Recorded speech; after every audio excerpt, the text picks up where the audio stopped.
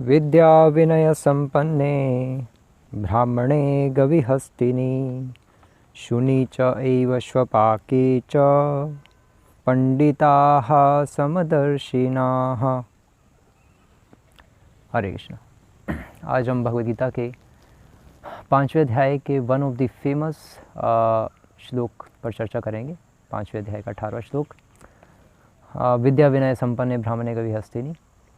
लेकिन इस श्लोक में आगे बढ़ने से पहले हम देखेंगे पिछले श्लोक में भगवान, पिछले श्लोक में जो 16th श्लोक था उसमें भगवान जो निष्ठा के स्तर पे जो वैदिक भक्त है उसकी बात कर रहे थे, लेकिन अभी वो भगवत धाम जाने के योग्य नहीं हुआ। और फिर उसके अगले श्लोक में जो कल वाला श्लोक था जिसमें भगवान कह रहे थे कि तद बुद्धयस तदात्मानस, इस श्लोक में भगवान ने बताया कि अब वो भगवान के धाम जाने के योग्य बन सकता है, क्योंकि अब इस अवस्था में जब उसकी बुद्धि भगवान की प्लानिंग, सेवा करने की प्लानिंग में लगी हुई है, उसका मन में भगवान की रूप गुण लीला स्फुरित हो रही हैं, ऐसी अवस्था में अब वो भगवान के धाम जाने की योग्य है। अर्थात वो रागानुगा भक्त की चर्चा भगवान ने की थी पिछले श्लोक में। और आज वाले श्लोक में भगवान ऐसा जो रागानुगा के स्तर पे जो भक्त है, जो भगवत धाम जाने के बिल्कुल योग्य हो चुका है, परिपक्व हो चुका है भक्ति में, उसके लक्षण क्या होते हैं उसकी चर्चा हो रही है।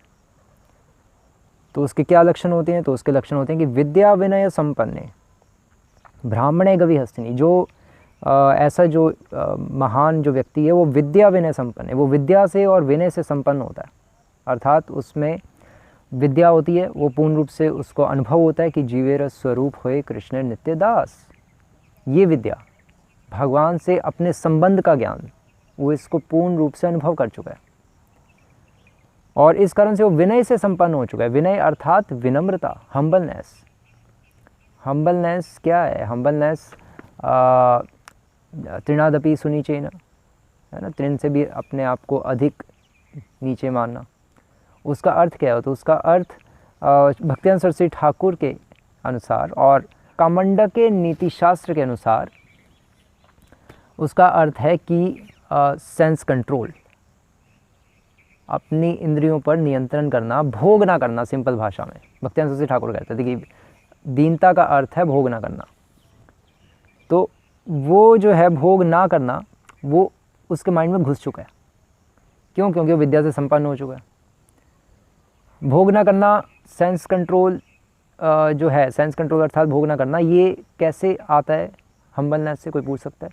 तो ये ऐसे आता है जैसे फॉर एग्जांपल एक जो नौकर होता है, अगर मालिक कहीं बाहर घूमने चले जाए और वो अपने मालिक के बेड पे आराम से सोए और उसका टीवी आराम से देखे और उसके फ्रिज से निकाल के आराम से चीज़ें खाए, तो वो हम्बलनेस थोड़ी ना है। वो तो फिर बाहर से दिखा रहा था हम्बलनेस, मालिक के जाते ही वो अपनी औकात पे आ गया। तो वो हम्बलनेस नहीं है, वो तो झूठी हम्बलनेस थी। हम्बलनेस का अर्थ है उस नौकर के केस में कि वो भोग ना करे पीछे से। उसी तरह से हम्बलनेस का अर्थ है भोग ना करना भक्तिवेदांत सरस्वती ठाकुर की भाषा में।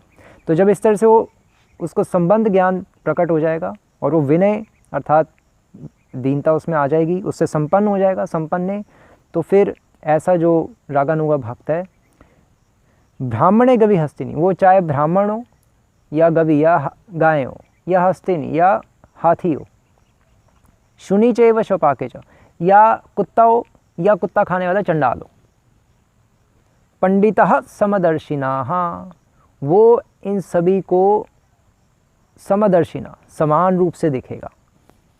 वो पंडित है, उसको पंडित कहते हैं। पंडित केवल उसको नहीं कहते जो मंगलवार की बूंदी भोग लगा के दे देते हैं हनुमान जी को 2 मिनट में बिना राम को भोग लगाए, वो पंडित नहीं है। तो उत्तम वैष्णव जो होता है वो सबको समान दृष्टि से देखता है। उसको पता है कि जीवेर स्वरूप है कृष्ण नित्य दास, ये सभी भगवान के दास हैं, भगवान के अंश हैं। लेकिन क्योंकि अभी ये भगवान को भूले बैठे हैं, इसलिए मुझे मध्यम वैष्णव के स्तर पे आकर, थोड़ा नीचे आकर इनको प्रचार करने के लिए अपने ऊपर थोड़ा कंट्रोल करना होगा। इसलिए जो ऐसे वैष्णव होते हैं वो फिर अपना थोड़ा नीचे स्तर पे आके फिर प्रचार करते हैं। जैसे श्रील प्रभुपाद भी अपना वृंदावन में भजन करने बैठ सकते थे, लेकिन नहीं, वो थोड़ा नीचे आए और लोगों इतना नीचे आए कि हिप्पियों तक के साथ वो व्यवहार कर रहे हैं और उनको प्रीचिंग कर रहे हैं। इतनी नीचे मतलब कौन आ सकता है? इनको कहते हैं घोष्ठानंदी। एक होते हैं भजनानंदी, लाइक वंशीदास बाबा जी, गोरक्षदास बाबा जी, जगन्नाथ दास बाबा जी, और एक होते हैं वो तो भजनानंदी हो गए, और एक होते हैं घोषणानंदी, लाइक शिल प्रभुपाद, भक्तिनाथ ठाकुर, भक्तिनाथ सरस्वती ठाकुर। तो ये इस तरह से देखा जाता है। तो एक होती है इनकी, तो इसलिए ये फिर दो दृष्टि से देखते हैं। एक तो व्यवहारिक दृष्टि, कि व्यवहारिक दृष्टि से इसको प्रचार करना ही पड़ेगा, और ये अभक्त है और ये भक्त है, और ये कुत्ता है और ये ब्राह्मण है। व्यवहारिक दृष्टि से तो सब अलग अलग है, लेकिन पारमार्थिक दृष्टि से सब एक ही हैं। एक ही हैं अर्थात सब भगवान के दास हैं। जीवेर स्वरूप है कृष्ण नित्य दास, वो इससे कन्विंस्ड होता है। लेकिन साथ साथ ये अभी अपना दास का स्वरूप भूले बैठे हैं, ये अभी भूले बैठे हैं कि मैं दास हूँ, इसलिए उनको बताने के लिए मुझे प्रचार करना पड़ेगा, इस तरह से। और व्यवहारिक दृष्टि में तो चलो सब अलग अलग हैं ही। अगर सांप भी भगवान का भक्ति है तो फिर मैं उसको प्रणाम करूँगा, और फिर सांप राम राम कर देगा, वो डंक मारेगा। तो ये तो पागलपंती हो जाएगी अगर हम सब कुछ समान ही देखें। पंडित है वो, पागल नहीं है वो। तो व्यवहारिक दृष्टि से उसको पता है सांप है, ये भी भगवान का दास है। जीवेर स्वरूप होए कृष्ण नित्य दास, ये भी भगवान कृष्ण का दास है, लेकिन अभी ये दासत्व भूला बैठा है, और अभी मैं इसके पास जाऊंगा तो ये मुझे डंक मार देगा। इसलिए भाई तू सांप है और मैं हूँ, मुझे बुद्धि है, मैं तेरे पास क्यों आऊँ। तो व्यवहारिक दृष्टि ये है। तो इसलिए व्यवहारिक दृष्टि और पारमार्थिक दृष्टि, ये दोनों दृष्टि लेकर चलेगा जो पंडित होगा, वो कोई अफीमची नहीं है। इस तरह से हम समझेंगे। और दूसरा जो दृष्टिकोण है इस श्लोक को समझने का, ये तो हो गया रागानुगा भक्त के स्तर से इस श्लोक को समझने का नज़रिया। और दूसरा ये, अब हमारे दृष्टिकोण से भी इस श्लोक को पढ़कर हम इससे चीज़ें निकाल सकते हैं, अर्थात एक साधक के स्तर से इस श्लोक को कैसे देखा जाए। क्योंकि ये जो चीज़ें हैं, विद्या विनय संपन्न ब्राह्मणे कवि हस्तिनी, ये साध्य है हमारा, और साधन भी यही है अभी हमारा। जैसे फॉर एग्जांपल चैतन्य महाप्रभु ने कहा, त्रिनाद अपि सुनिचेन तरो रपि सहिष्णु न अमानि न मान देना कीर्तनीय सदा हरि। वो हमारा साध्य है, लेकिन साधन भी तो है। अभी भी तो हमें दीनता रखनी है, अभी भी तो दूसरों को सम्मान देना है, अभी भी तो अपने आप को सहनशील बनाना है। कोई हमें वो एक दिन प्राप्त करना है और एक दिन प्राप्त हो जाएगा तब हम वो करेंगे, ऐसा थोड़ा ना। वो हमारा साधन भी और साध्य भी है। उसी तरह से ये जो क्वालिटीज़ हैं, ये जो लक्षण है रागानुगा भक्त के, जो उत्तम वैष्णव के, ये अभी लक्षण हैं उनके लिए, और हमारे लिए ये साधन भी हैं, क्योंकि ये लक्षण हमें भी प्राप्त करने हैं। लक्षण हमारे लिए साध्य हैं और इन लक्षणों को प्राप्त करना हमारी साधना है, और वो प्राप्त, इनको प्रैक्टिस भी करना पड़ेगा। तो प्रैक्टिस कैसे करना है? प्रैक्टिस ऐसे करना है कि हमें विद्या विनय संपन्न, हमें नॉलेज लेनी है, श्रवणम करना है, और भगवान का नाम लेना है, और भगवान की सेवा करनी है। उससे दिव्य ज्ञान प्रकट हुआ, जैसे हम पिछले श्लोकों में डिस्कस कर रहे थे।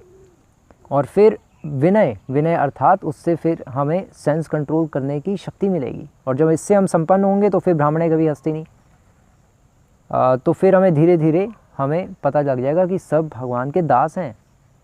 ये कुत्ता नहीं है केवल, ये कुत्ता भगवान कृष्ण का दास है। मैं, ये तो कुत्ता है, मैं तो कुत्ते का भी कुत्ता हूँ, मैं तो इससे भी अधिक गिरा हुआ हूँ। कृष्णदास कविराज गोस्वामी चैतन्य चरितामृत में क्या कह रहे हैं? यही तो कह रहे हैं कि मैं नाली का कीड़ा हूँ। वो अपने आप को इतना नीच मान रहे हैं। क्यों मान रहे हैं? क्योंकि उनको पता है कि सब भगवान के दास हैं, लेकिन मैं दास नहीं हूँ, मैं कमीना इंसान हूँ। वो इस तरह से सोचते हैं ना, मैं भगवान की सेवा नहीं कर रहा। अब वो भगवान से विरह होने के कारण ऐसी भावनाएं प्रकट होती हैं, जो अभी हमारे लिए इनकंसीवेबल है, समझनी मुश्किल है, बट चीज़ें ऐसी चलती हैं।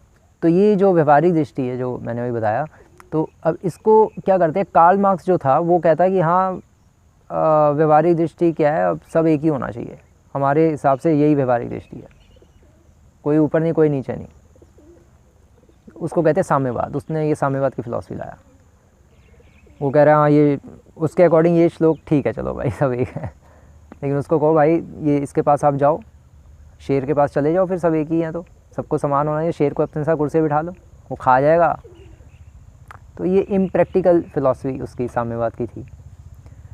और इसी ऐसे ही थोड़ा ना श्री रूप गोस्वामी ने उपदेशामृत में भी कनिष्ठ मध्यम उत्तम, भक्ति रसामृत सिंधु इत्यादि में कनिष्ठ मध्यम उत्तम, और भागवतम में ये हमें डिफाइन किया कि कनिष्ठ कौन है, मध्यम कौन है, उत्तम कौन है।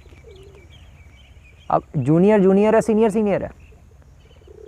व्यवहारिक दृष्टि से ये समझना चाहिए हमें, लेकिन आध्यात्मिक दृष्टि से या पारमार्थिक दृष्टि से, या जिसको स्पिरिचुअल विजन कहते हैं, उसके अकॉर्डिंग कोई जूनियर नहीं, कोई सीनियर नहीं।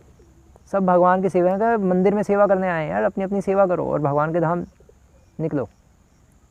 खासकर जब तक किसी को स्वरूप सिद्धि नहीं होती तब तक तो सब एक ही थाली के चट्टे बट्टे हैं। तो इसलिए जूनियर जूनियर है, सीनियर सीनियर है, लेकिन फिर भी सीनियर को पता होना चाहिए कि ये व्यवहारिक स्तर पे जूनियर सीनियर चल रहा है, और जूनियर को भी पता होना चाहिए कि ये व्यवहारिक दृष्टिकोण से चल रहा है, मैनेजमेंट करने के उद्देश्य से बस, और मैनेजमेंट करने के उद्देश्य से। और जिसको भक्ति में ज़्यादा टाइम हो गया वो सीनियर तो है ही, लेकिन फिर भी अल्टीमेटली कौन है सब? भगवान गीता में कह रहे हैं ममेवांशो जीवलोके जीवभूत सनातन, हम सब भगवान के दास हैं, और सब भगवान के दास हैं सब, इसलिए सब समान स्तर पे हैं। लेकिन व्यवहारिक दृष्टि से इस संसार में डील करने के लिए सबको अलग अलग स्तर से हमें देखना होता है। ये इस श्लोक का अर्थ है। व्यवहारिक दृष्टि अलग होती है, परमार्थी दृष्टि अलग होती है। हरे कृष्णा। श्री प्रभुपाद की